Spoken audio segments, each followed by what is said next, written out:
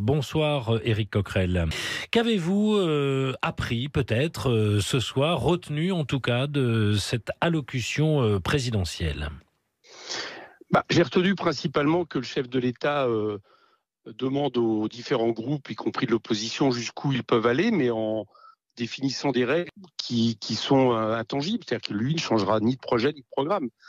Donc lui, il est prêt à aller nulle part, c'est-à-dire à rester sur ce qu'il estime être sa légitimité des présidentielles, alors même que nous estimons qu'il a gagné contre Mme Le Pen, mais que le test pour savoir si son programme était majoritaire, c'était les législatives, et il l'a perdu.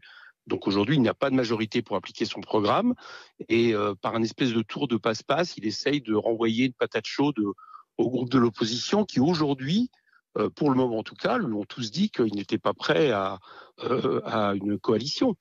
Donc voilà, je ne bougerai pas de programme, à vous de bouger. Bon, c'est une chose bizarre, mais qui, à mon avis, va pas solutionner son problème. Vous n'avez pas envie de bâtir des compromis, Éric Coquerel, avec d'autres formations politiques, la majorité, mais pas seulement?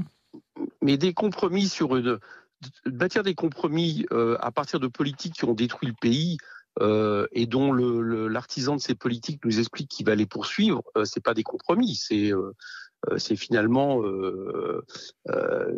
accepter de soutenir un gouvernement qui va appliquer les réformes structurelles. Donc on pense à la retraite à 60 ans, qui va continuer à appliquer la politique de baisse des impôts pour les plus riches, qui fait qu'il manque des recettes, tout en nous expliquant il est hors de question d'augmenter les dépenses publiques, qui va continuer à appliquer une politique qui n'a, contrairement à ce qu'il dit, pas favorisé les salaires. À partir de là, j'allais dire, les jeux sont définis. Donc je vois pas très bien où le chef de l'État veut arriver, sauf, j'ai cru comprendre, peut-être essayer en 7 jours de réussir à attirer vers lui des forces qui, pour l'instant, lui ont dit qu'elles n'accepteraient pas de l'Union nationale. Je pense notamment aux Républicains et autres.